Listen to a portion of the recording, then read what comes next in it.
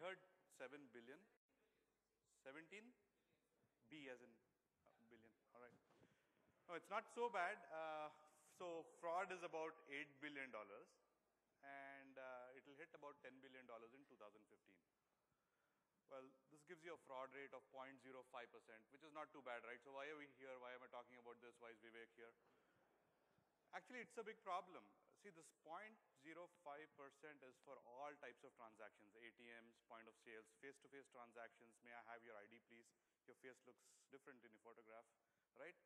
And e-commerce. Now, the problem is really with e-commerce, where 0.05 is for all transactions, and with e-commerce, it is 3.5%.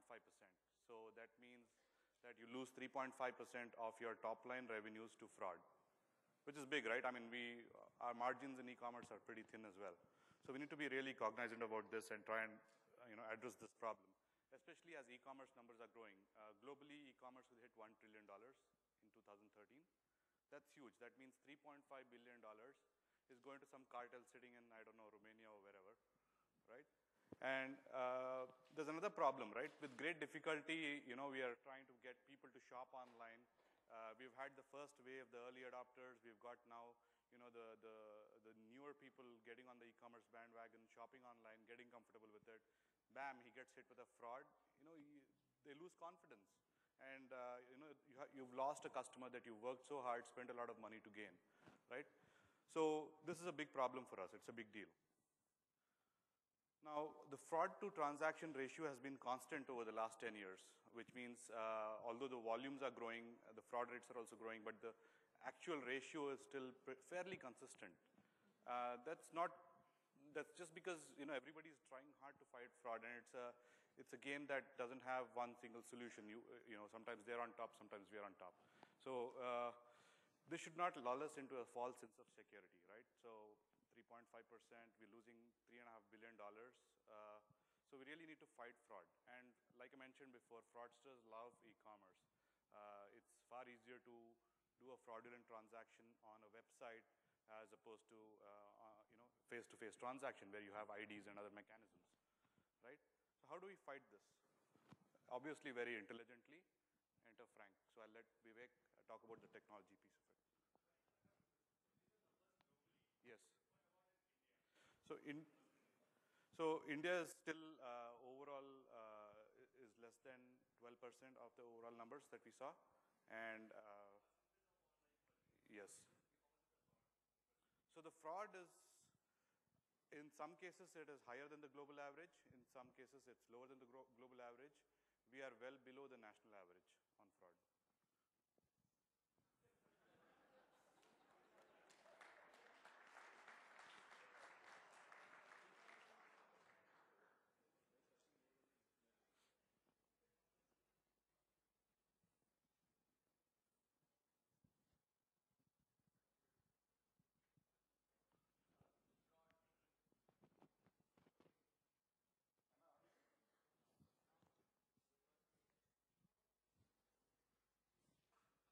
Number 4.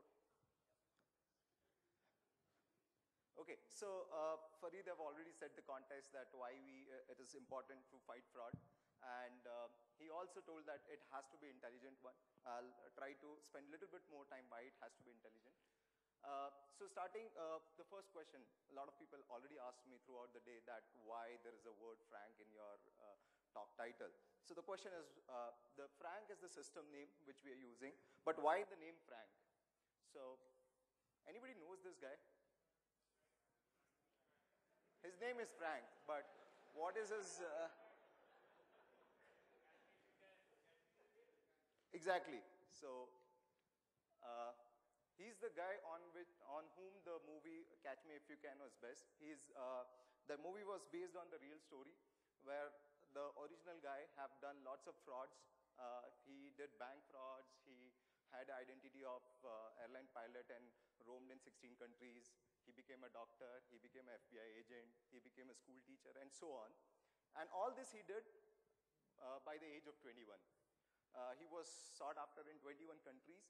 And by age of 21, he has done all this fraud, and then he was caught. He was in jail for 5 years. And after that, he became an FBI agent to detect fraud. And currently he has a company called, he's CEO of Abagnale Associates, which is the company founded by him, which detects and which helps a lot of companies in US to help fight fraud. So he's the motivation because of whom we kept the name Frank.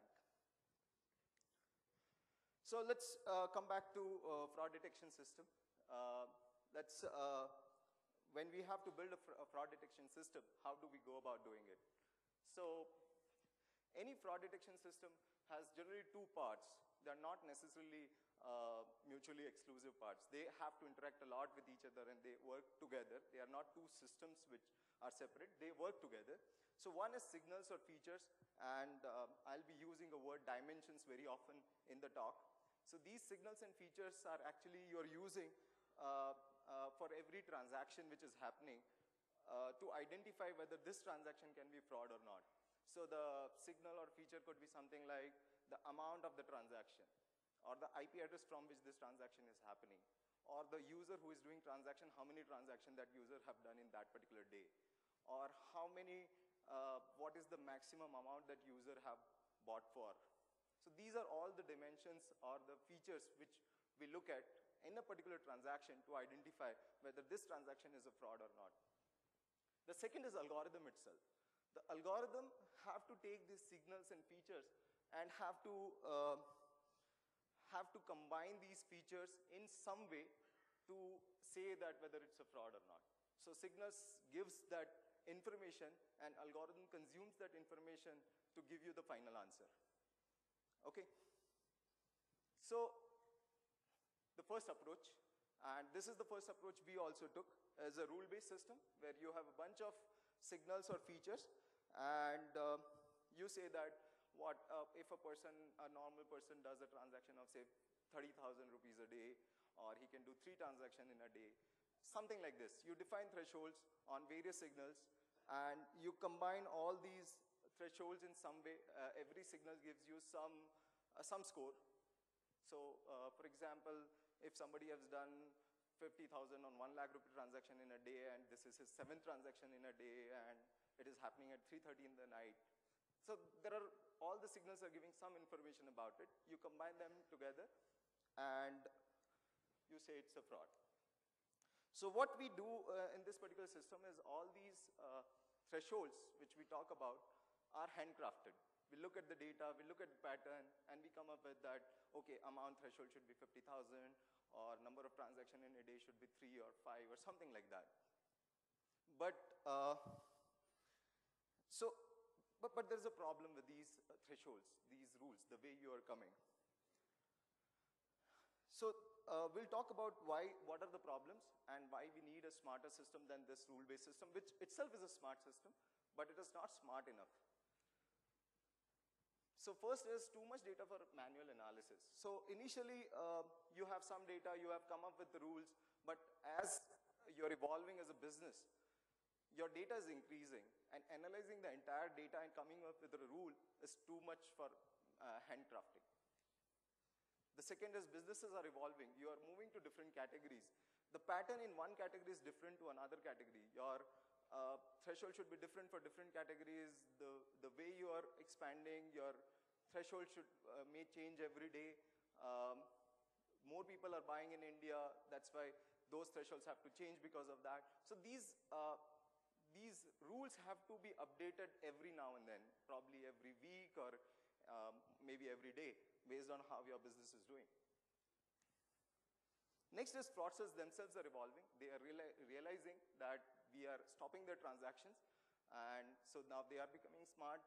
They are understanding there must be some of these signals which they have given us, and that's why they are changing them. They are trying to fix those signals which we might be detecting. So they are moving a step ahead, and we have to move with them or before them. The second thing is, I spoke about these dimensions or features. They're actually not 2, 3, or 10 dimensions. Actually, when we look, a particular transaction gives us 20 or 30 dimensions, or 30 signals from a transaction. And even more such features or signals are possible. Now what happens is, all of these signals gives very little information. But when you put all this information together, it becomes a very good information. So I don't want, we want to consume all of them, but manually coming up with rules so that these rules are not self-canceling each other, so that they are not getting affected by each other. Coming up with these rules manually is not possible. And that's why we need a system which can automatically generate these rules and adjust them with time, adjust them with every experience itself. And that's why we thought that we need a smarter system, a system which can learn on its own, a system which is evolving with every experience. So then we thought of designing Frank, which is an intelligent system and which can detect fraud. So when we started looking at an intelligent system, what were the situations we had? We almost had no data, not enough data about fraud. We didn't have enough fraud cases to begin with. So actually that's not a problem, that's a good thing. So, but that was the situation, so we cannot go for, those of you know about machine learning, we cannot go for any classification kind of a, algorithm because of this.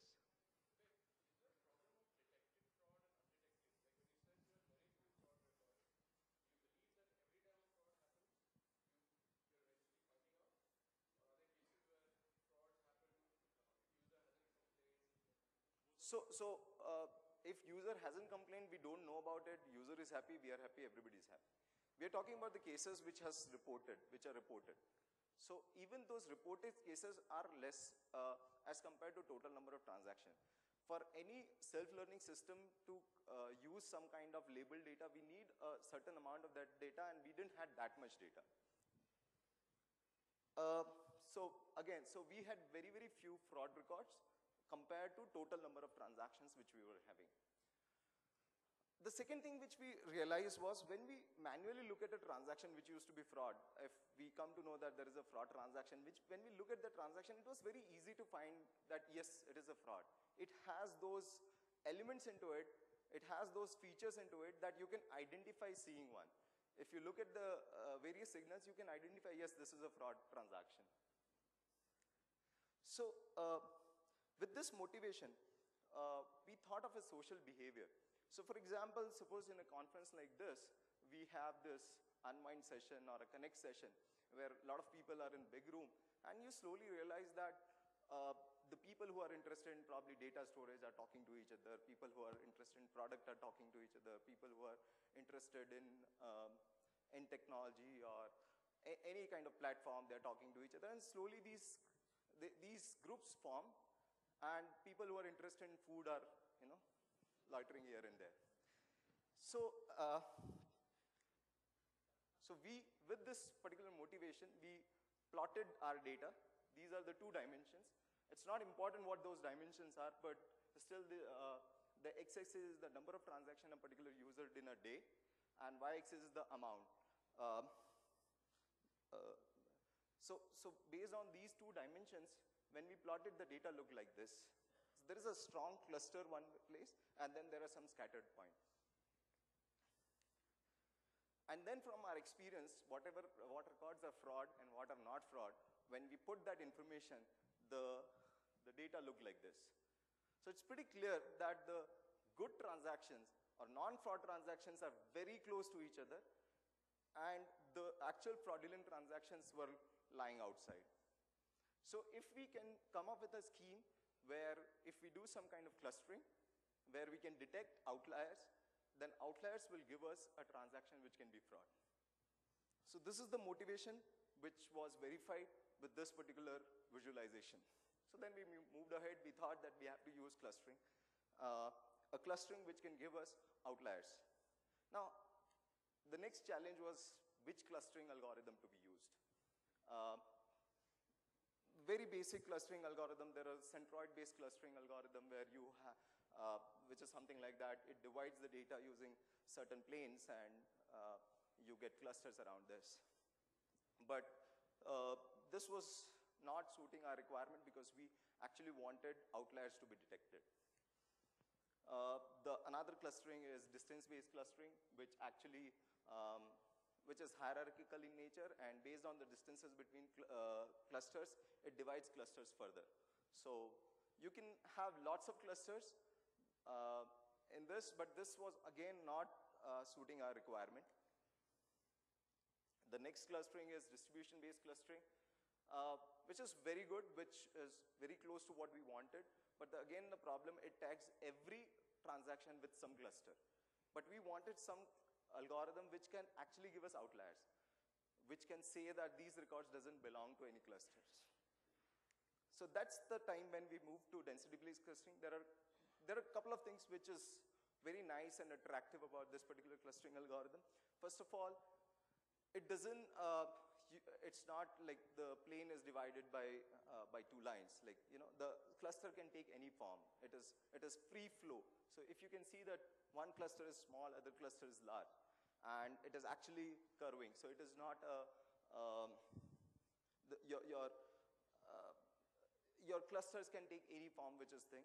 And then you can see there are points which are outside the clusters, which are not part of any clusters. They are actually termed as outlier by this particular algorithm. So this is the algorithm which is suiting our requirement.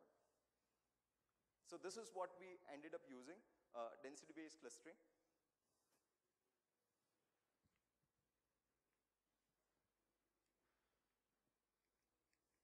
Sorry.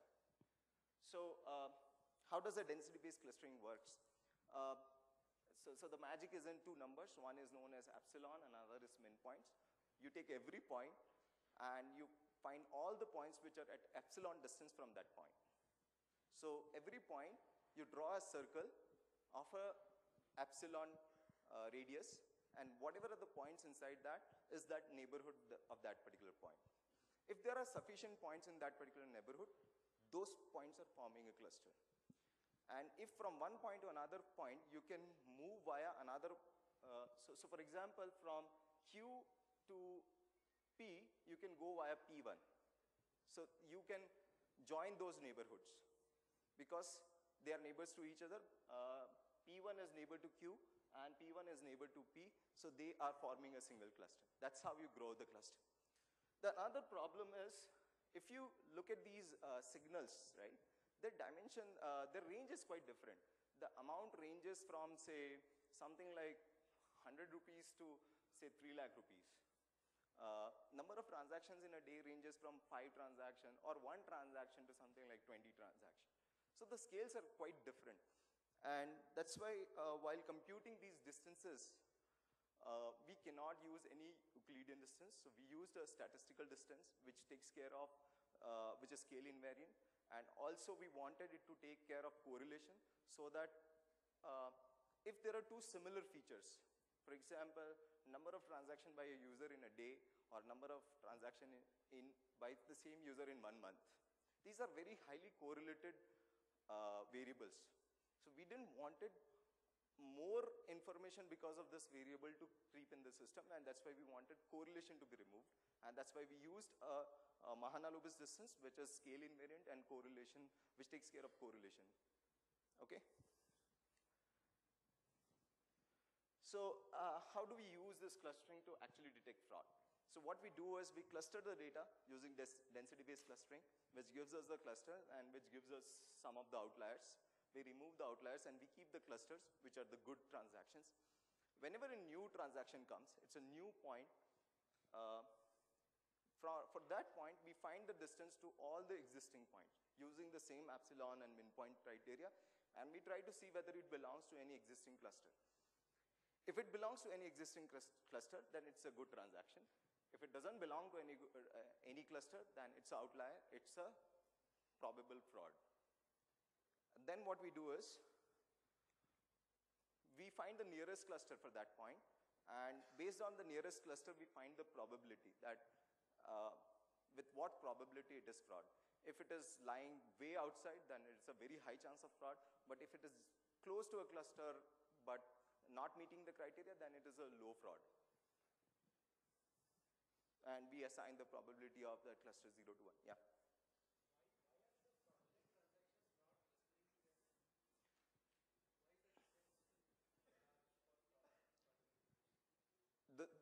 that's the behavior, right? Meaning they have in their signals, there's certain information which is not normal. So when we look at a fraud transaction, we are able to identify because their pattern is something different. If you look, their amount will be high. The time at which those transactions are done is different. Exactly. So there are two things we can do. Either we can keep the fraud transaction and we can see how much distance it is having from fraud, or we remove the fraud and we keep only good transaction, and that space we find it. No. So exactly. There's another thing another extension which we can do is we can actually mark certain clusters as a fraud clusters. And if transaction belong to that cluster, then it's a fraud anyway.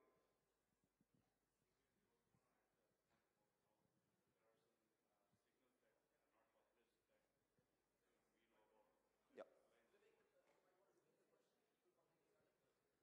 Okay. His Gaurav's question, right? So Gaurav asked that why. Even the fraudulent transaction can be forming some cluster. So what we do is we actually remove all the fraud transactions and then we try to find whether an outlier is there or not. There is another approach in which we can keep the fraudulent transaction and we can mark fraud clusters. And then if a new transaction comes, then we say, and if it falls in the fraud cluster, then we say it's a fraud. The reason why we removed is we didn't had enough fraud, and the clustering was more around the good transactions. So when you start, you don't have fraud. So fraud would be outliers, but over time, right, we'll be accumulating frauds, and they will start creating a cluster of their own. Exactly. So that's how. So going forward, we do plan to mix labeled approach with unlabeled approach. That's the exact plan.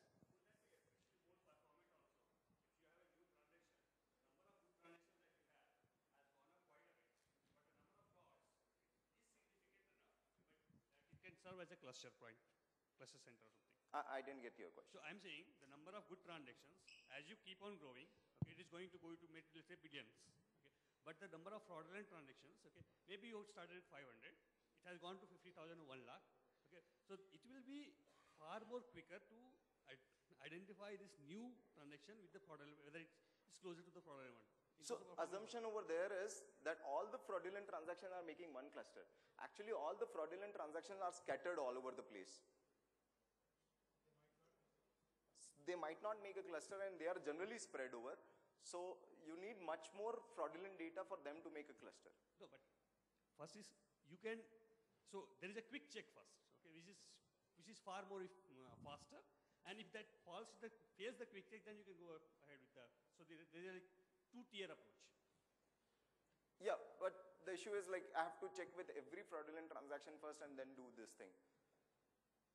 But definitely, so once we have enough transaction tagged as fraud transaction, we will be doing clustering for them also. That's what I'm saying.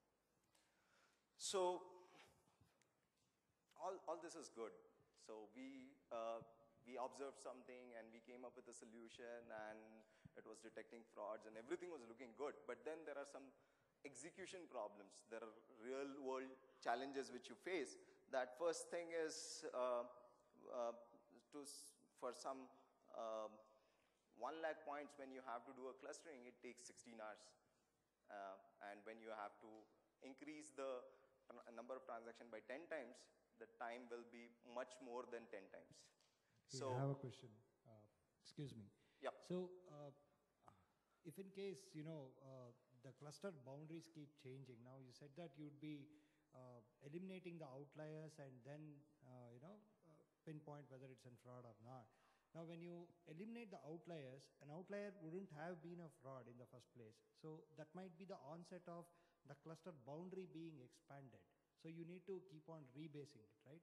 I mean, you'll have to create the baselines again and again. So how frequently you do it? So, good question. That's the second point which we have here. So we basically, we can, so the way this clustering approach is, you can do the updates in real time. When you get a new transaction, given transaction clusters, you throw this new point and you find whether it belongs to a particular cluster or a new cluster is being formed. Does that answer your question? Yeah, in the sense that if there is an existing cluster which is actually expanding its boundary, it's different from a new cluster being formed. Right. So one thing is every outlier, so we are tagging all the outliers as fraud, but every outlier is not a fraud. So there is a degree of fraud, and then when you actually review, some of them is fraud, some of them is not. And then if there are real good guys, then you put them back into the system and let the clusters grow. You don't want the false alarm to come next time.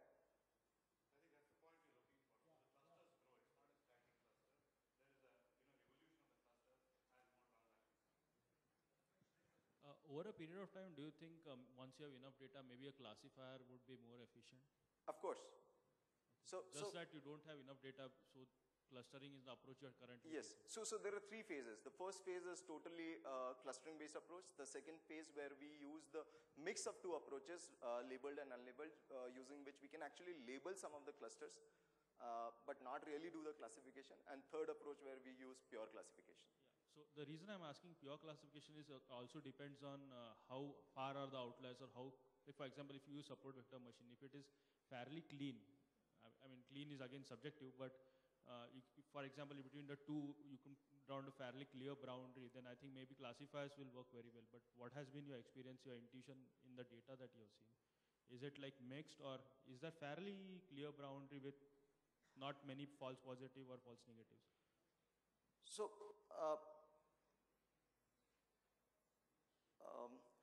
So your question has two parts. One is whether this particular data will be good enough for classification. So the actual real frank answer would be, I don't know. Since we didn't knew that classification can be done, I didn't go in detail whether this data is suitable for classification or not. That's the path we were not taking. That's why we didn't go in detail over there. So when we come that situation, we'll see which classification and how. The second question was, you had one more question. From your intuition, like for example, you said like you visualize, one way method is visualization where you can see the clear demarcation. So are you seeing like it's quite spread out across a line, or are you seeing clusters which are kind of isolated? So currently we are saying that fraud are distributed, are scattered. They are making some small clusters. So the classification approach which we might have to look at is which should be able to have a kernel in higher dimension and should be able to identify smaller pockets very nicely. Something like that. But the real answer I don't know. So we do distributed clustering so that we can do clustering fast, and as and when we add a new signal, we should be able to generate the models. I should be able to test out new signals pretty quickly, but if it takes 3 days or 10 days, then adding a new signal will be really, really difficult, and that's why we use distributed clustering. We actually not use distributed clustering completely, but we are moving towards that. Right now it is, I run them parallel manually, but I plan to do that. It happens automatically. The model is updated real time with every point. Since we are generating model offline and then we are using an actual transaction, we actually get less than 20 milliseconds to compute when a new transaction comes, whether it's a fraud or not. And if we get a really high score on fraud, then we suspend the transaction in real time. We don't have to let the transaction go through and later on review and cancel the order. We can actually suspend the transaction in real time. So that's about Frank. So as we frank all your transaction, you shop, not only shop, you enjoy shopping. Yeah. Right. Saying someone that you are a fraud when you are not is really, really risky. So how are you taking care of that? So that is the, is this problem solved? It is not solved. So our first, the first step for us was to able to not let the risky transaction go through. The second step is to reduce the false positive. So are we there at the numbers which we want? No, we are not. We have an algorithm in place, but we want to add many more signals. We have lists of signals which we want to get in so that we can, every signal can reduce these false positives. So again, all these systems gives us a capability to tune that what is the rate of false positive I want to keep, with some risk of fraud transaction passing the system. So it's actually balancing the two numbers of precision and accuracy. Yeah, sure. System is data, right? So the more data we have, the more transactions we do, we'll only work towards reducing the number of false positives. So, and since the system learns on its own, it makes it automated. So this is a problem. We don't outright go and call a customer fraudulent, but we do have a review process, and we put that through the review process where a customer is asked to validate certain information. However, as more transactions flow through the system, as the system learns more, the level of false positives will definitely come down. And it's coming down on a daily basis. Can I? Excuse me? Yeah. So you said more data, the more data you have, the better your qualifier will be, Absolutely. right? So right now the data set is Flipkart's data set, Yeah. right? Is there any way, like, we are allowed to tap into some other data sources? Like, we are not the only e-commerce company. We are not the only people who like having electronic transactions. So yeah, that is the right way to go forward. But I guess I think we can't really share some of those details. We are thinking about it. There are things happening, but that's kind of confidential information. So one problem with that is the transaction data is when a company would not like to share it with others. So that's why getting such data even from banks or from credit card processors is not possible. In a format which is anonymous or something. Yeah. In a data model. Yeah, meaning still there are problems industry have, and some of industry guidelines actually prohibited that you cannot share your data outside.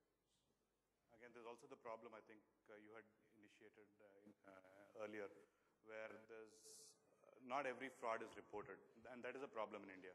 I mean, even as early as 2010, there was a lot of transactions that were not being reversed at an ATM. So you try to take cash out at an ATM, it doesn't give you money, but your account gets dinged, and you had to call the bank to get your money back. It's only in 2011 that the regulators said, hey, this has been going on for too long, and they only realized it because a few hundred crores were unclaimed money by the banks, right? So I think as the ecosystem improves, as banks, as payment processors, as we as e-commerce players start implementing best practices, a lot of these problems will get better. So, I think somebody has mic. yeah, so one quick question. So, recently the PCI DSS one-click checkout or express checkout has been implemented. So, do you think that it has positive trend over the fraudulent activity or negative? It will help reduce the fraudulent activity? What is the impact of it? Because the trend is going towards keeping the credit card with the sites, or some sites are doing that. Can I take that? Sure. All right, so there's two things to it, right? So PCI DSS allows you or certifies you as an entity to be able to store payment data. Now, the only way you can get that certification is by demonstrating that you're following all the right processes, you have the right level of encryption and safeguards to protect that data. So, and in the process, if you're really able to improve the user experience, maybe reduce 5 clicks or 3 entries that somebody needs to do because you've saved their card, and it really gives an uptake on the transaction volume. And in parallel, we have fraud management in place. I think it's a win-win situation. It's definitely not a loss to anybody. In fact, there is talk about potentially your mobile phone replacing your wallet. There's talk about having wallets in the cloud. Now, all that can happen with the right level of controls. And at the end of the day, if you're able to enforce security, reduce fraud, and still have a way better customer experience, which is obviously the case, then I think it's a win-win for both everybody, the customer and us. And to answer your question specifically, it doesn't affect fraud. More precisely, meaning it is not changing the process from the way you're transacting. It just the way we store everything is so secure that it doesn't affect fraud at all.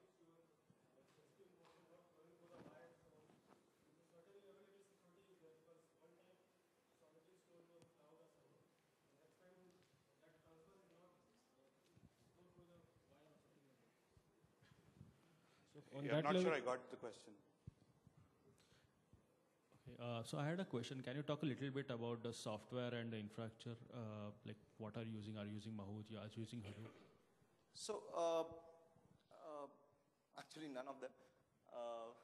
So we built so we experimented on some of the open source systems, and after experimenting, once we finalized the algorithm, coding up that algorithm yourself is not a problem.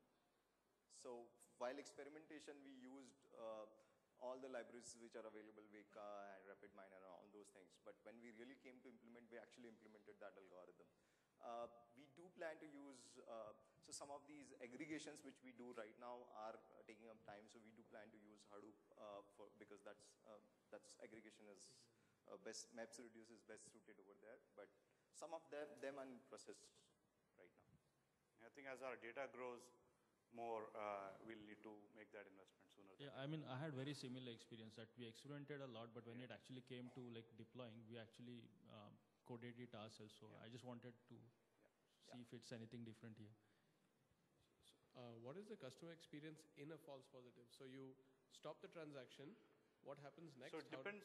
Yeah. So it depends on the score. I'm not sure if I got your whole question. I interrupted. If the customer, if you detected a fraud, but the customer genuinely wants to buy, it's a genuine customer wanting to buy it. What happens in that case? Right. So there's a couple of things. One is depending on your fraud score and depending on some of the systems that are in place.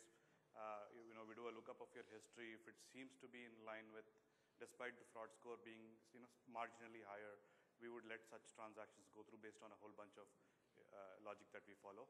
If the transactions seem to be riskier, where the probability of fraud is greater, we would put it through a manual review.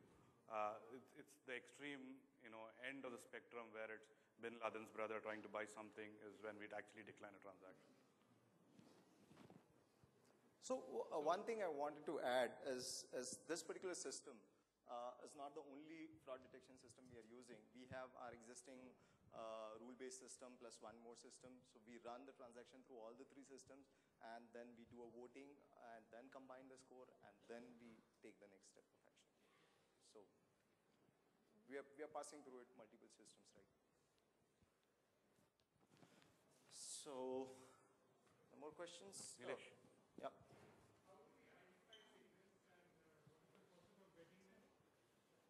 How do we identify the signals? And what's the process of vetting them, as in which makes sense, which doesn't make sense? So when some of the transaction which you're not able to detect, when you look at them, then you try to find out what is the thing which you could have identified, and that's actually give rise to signals. And there's a lot of information in a transaction. There's a lot of data in a single transaction which you can use. Generally, you get them. So some standard set of transaction 20, 25 signals are already known, which are pretty well-known things. But more than that, as you analyze individual fraud cases, you come to know. Yeah, there's some that are part of our secret sauce, so we can't really share them out. But yeah, there are signals if you know where to look for them, and it's all about anomalies within a certain transaction. So that's the only hint I can give. Yeah.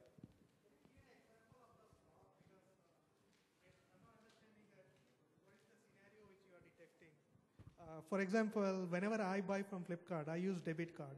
So I'm not sure how somebody can do a fraud transaction against mine. So if you use, if people using credit card and you use your credit card somewhere in restaurant or for shopping outside, somebody notes your number down and then uses that number to do a transaction. He tries to guess your password and able to get through. So he's actually not having that card, but still online he's able to buy using your credit card. So isn't that the credit card company's fraud system should be catching that than you? Yeah, so that's why you should shop at Flipkart. Until very recently, a majority of the banks in India, Shriram can attest to that, don't really have fraud management as part of the transaction flow.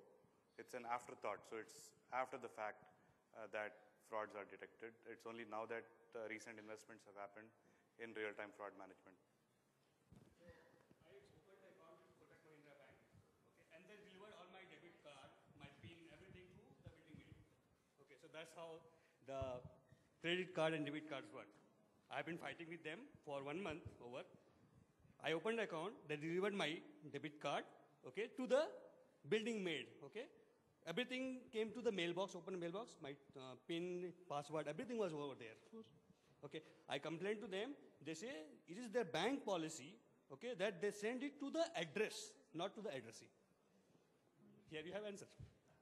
So, yeah, and even in electronic transactions, you know, so a lot of fraud management systems run after the fact, after your approval, after the damage is done. So it doesn't really help you in any way.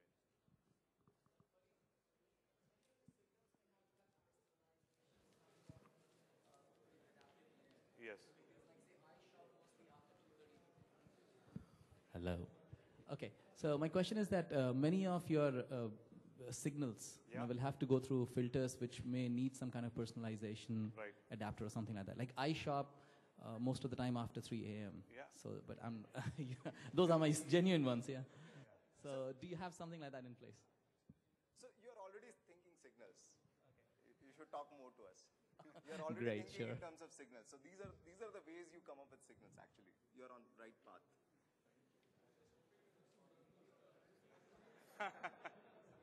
All right, I think we're about out of time. Excuse me. So that time is one aspect, but so there's this question I get a lot of time, that what if the fraudster is able to simulate a real guy? And meaning, so you're saying that artificially creating a real random data, and as far as data is concerned, that's very, very highly improbable.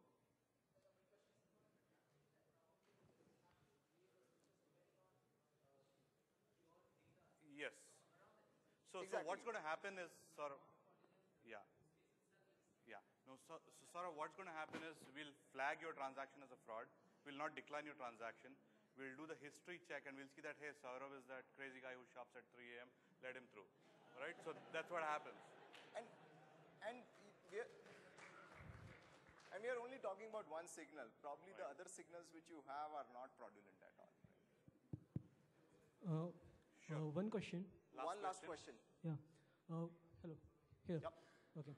So Flipkart is also developing a payment gateway system. Okay. And I'm just trying to connect the dots over here. Is this Frank system going to be used for there? Because the data set that Frank has relates only to Flipkart data. But if the payment gateway is open to players across the system, then like the fraud detection that gets skewed only because the data belongs to Flipkart only. So how will your system tackle, if it might be used in that sense, so how will it be tackled? So I don't know where you got that Flipkart is actually coming up with a payment company, but at this point in time, what we know is we are going to support payments at Flipkart. If in the future the plans require us to do more than Flipkart, then Frank will be part of whatever system that there's going to be out there. But at this point, there's nothing we know about it.